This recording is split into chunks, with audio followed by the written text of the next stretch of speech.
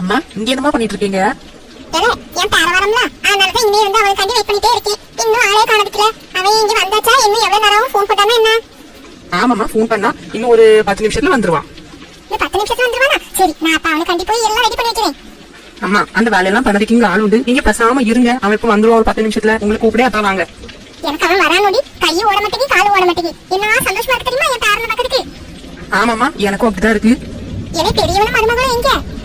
அவங்க 2 பேரும் கொஞ்சம் வெளியே போயிருக்காங்க. அது ஏதோ 1-2 இது வாங்கணும், திங்ஸ் எதுவும் வாங்கணும்னு சொல்லி வெளியே போயிருக்காங்க. சரி சரி, வா அவன் வந்துடுவோம்ல, நாங்க ஹால்ல வந்து இருக்கவா. சரி வாங்கம்மா. மெதுவா நடந்து வாங்க. சரில சரில. அண்ணா என் பேர வந்தாச்சு, என் பேர வந்தாச்சு. ஏன் அமலா, என்ன சின்ன குழந்தை மாதிரி சத்தப்பட்டுட்டே இருக்க? பேர வந்தாச்சு பேர வந்தாச்சுன்னு. அத்தைக்கு பிடிச்ச பேரம்ல வருது, அதனாலதான் இவ்வளவு சந்தோஷம். ஆமா ஆமா, மத்த பேர பசங்களை விட அக்கின்னா அத்தைக்கு ரொம்ப பிடிக்கும். அக்கில் முருகனே, என் வண்டியை பார்க் பண்ணிட்டு அப்படியே லக்கேஜ் எடுத்து வச்சுருங்க. சரி தம்பி. ஏம்மா அப்பா எப்படி இருக்கீங்க? எல்லாரும் எப்படி இருக்கீங்க? எவ்வளவு நாளாச்சும் உங்களை எல்லாம் பார்த்து. நாங்கெல்லாம் ரொம்ப நல்லா இருக்க மக்களே, நீ எப்படி இருக்க? அவனை பார்த்தாலே தெரியுதா, ஒண்ணுமே சாப்பிடாம எப்படி இழைச்சு போய் இருக்கான்னு பாரு. இனிமே பாரு, என் கையால நீ சாப்பிட்டு குண்டா போற. பின்ன என் சித்தி கையில சாப்பிட்டதுக்கு அங்கிருந்து ஓடி வந்திருக்கேன். ஆமா பாருங்க மாமா, அம்மா கையில சாப்பிடறதுக்காண்டி வந்திருக்கேன்னு சொல்லாம எப்படி பேசிட்டு இருக்கானு. இது என்ன புதுசா? அவனுக்கு அவங்க சித்தி பண்ணாதான் பிடிக்கும், என்ன பண்ணதுக்கு? அப்பா எப்படி இருக்கீங்க? நல்லா இருக்கீங்களா? நல்லா இருக்க மக்களே, நீ எப்படி இருக்க? எனக்கு என்னப்பா நல்லாதான் இருக்கேன். இலை உன்ன பெத்தாப்ப நான் இங்க இருக்கேன்ல, என்கிட்ட ஒரு வார்த்தை நல்லா இருக்கேன்னு கேட்டியா? எப்பா வரேன்ப்பா, இருங்க. நல்லா இருக்கேன் மக்களே. எனக்கு என்னப்பா நல்லாதான் இருக்கேன். சரி வாங்க, வெளியவே நின்னு பேசிட்டு. அவன் அவ்வளவு தூரத்துல இருந்து டிராவல் பண்ணி வந்திருக்கான்ல, உள்ள வா மக்களே, உனக்கு பிடிச்சதெல்லாம் பண்ணி வச்சிருக்கோம். நல்லா ஃப்ரெஷ் ஆயிட்டு வா, சாப்பிடுவோம். சரி பாட்டி. சரி வாங்க எல்லாரும் உள்ள போவோம். வா மக்களே, உள்ள போயிடி. பாட்டி உனக்கு ஜூஸ் எடுத்துட்டு வரேன்.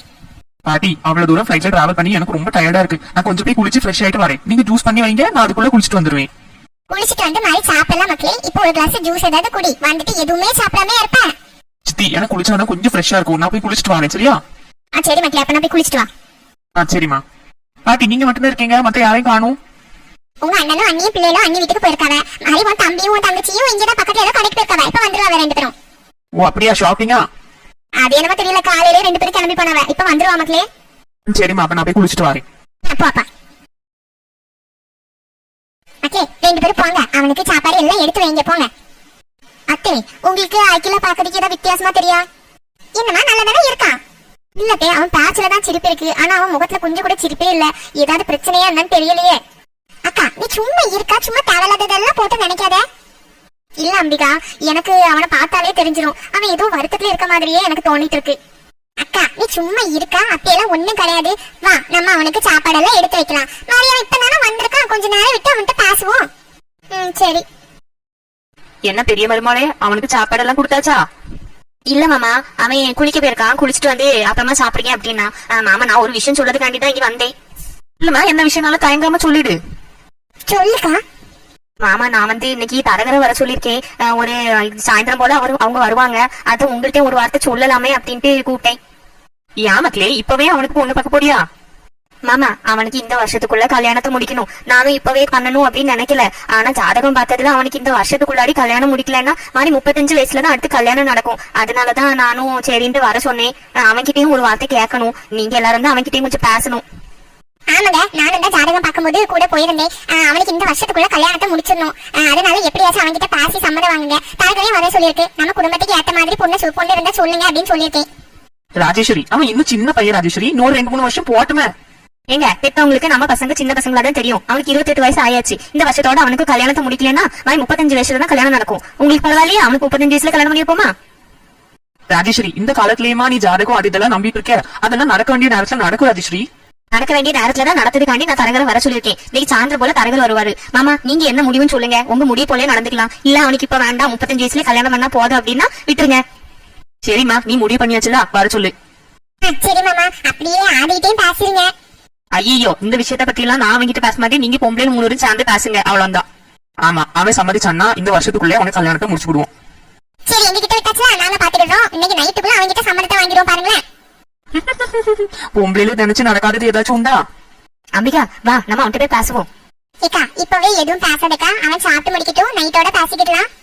சாயந்தரத்துக்குள்ள தரகர் வந்துருவாரு. இவன் ஜாதகத்தை கொடுத்து விட்டுருவோம். நல்ல நம்ம குடும்பத்துக்கு ஏத்த மாதிரி நல்ல பொண்ணா இருந்துச்சுன்னா இந்த வருஷத்துக்குள்ளே அவனுக்கு கல்யாணத்தை முடிச்சிடணும். எல்லாமே நீங்க நினைச்ச மாதிரியே நடக்கும்க்கா. நம்ம பையனுக்கு சீக்கிரமே ஒரு கல்யாணத்தை பண்ணி வச்சிடலாம். சரி வா, நம்ம அவனுக்காண்டி சாப்பாடெல்லாம் எடுத்து டேபிள்ல வைக்கலாம். வாங்கக்கா.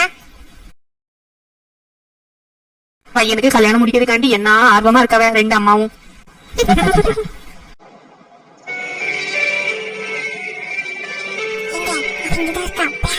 கூப்பிடுங்க. பேசுறதுக்கு தானே இங்க வந்து நிக்கவுமா, கொஞ்ச நேரம் வாயை வச்சுட்டு பேசாம இரு. இந்த பிள்ளை வேலை பார்த்துட்டு இருக்கலாம், கொஞ்ச நேரம் பொறுமையா இரு, பேசலாம். இவர் ஒருத்தர் எனக்கு சொன்னா நான் உன்னால கோவப்பட்டுக்கிட்டு பேசாம பேசுங்க சீக்கிரம். சை, என்ன பொம்பளையோ, அந்த பிள்ளைய கஷ்டப்படுத்ததுல இவளுக்கு அப்படி என்ன ஆனந்தம் தெரியல. கல்யாணம் பண்ணி வைக்கிறது பெரிய கஷ்டம் தான். உங்க பிள்ளைய உங்க கூட வச்சுக்காம பேசாம கெட்டி கொடுக்க வழிய பாருங்க. கூப்பிடுங்க அவளை. ஜானு, ஜானுமா. அப்பா வாங்கப்பா. வேலையா இருக்கா மக்களே? ஆமாப்பா, இன்னைக்கு ஒர்க் ஃப்ரம் ஹோம் கேட்டிருக்கேனா, அதனாலதான் இங்க இருந்து ஒர்க் பண்ணிட்டு இருக்கேன். உள்ள ரூம்ல இருக்க வேண்டியதானம்மா, ஏன் இங்க வந்திருக்க? நல்ல ஏசி போட்டு குளு குளுன்னு இருந்து ஒர்க் பண்ண வேண்டியதானே?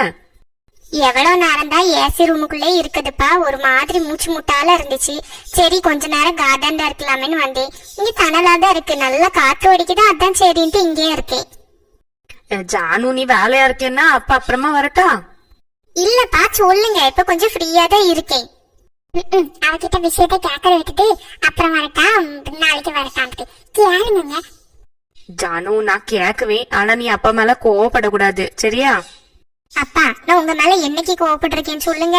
நீங்க எதுனாலும் கேளுங்கப்பா. ஜானு, உன்னை கேட்காம நாங்க இன்னைக்கு தரகரை வர சொல்லிருக்கோம். உனக்கு கல்யாணம் பண்ணி வைக்கலான்னு முடிவு பண்ணிருக்கோம் ஜானு. அப்பா என்னப்பா சொல்றீங்க? இதை விட்டு நீங்க எதுனாலும் கேளுங்க, நான் பண்ணுவேப்பா. இன்னும் எவ்வளவு நாளுதாமா இப்படியே இருப்ப நீ? உனக்கு ஒரு நல்லது நடத்தி பாக்கணும்னு எங்களுக்கு ஆசை இருக்காதா? அதனாலதான் உன்னையே கேட்காம நாங்க தரகரை வர சொன்னோம்.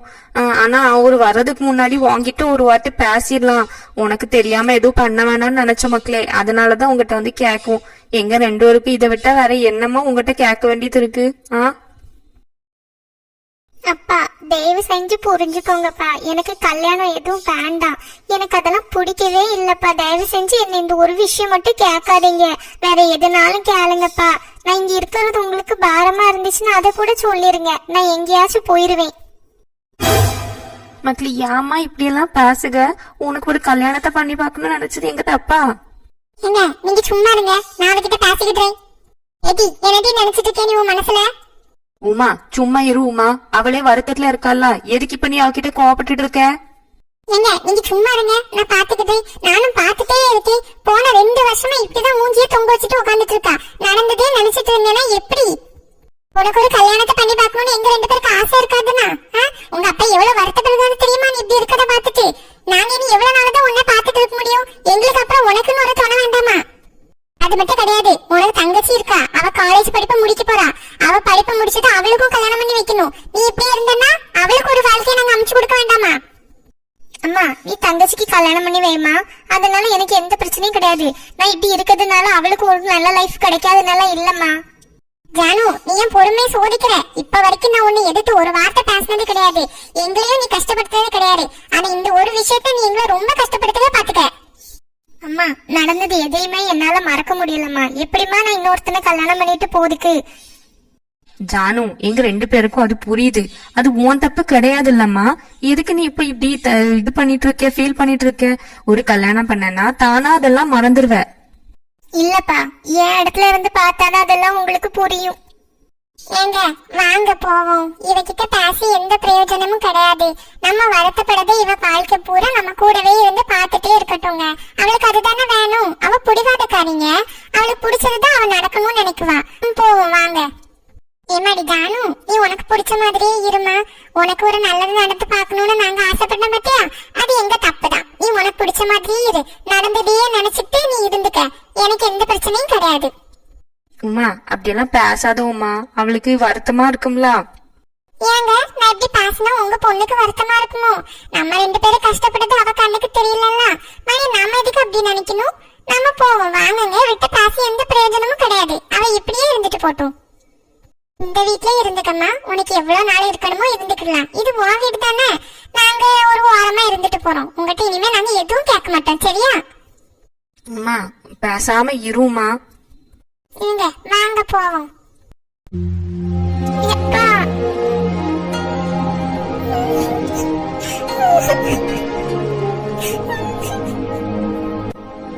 கடவுளே, நீ இப்படி சோதிக்கிற.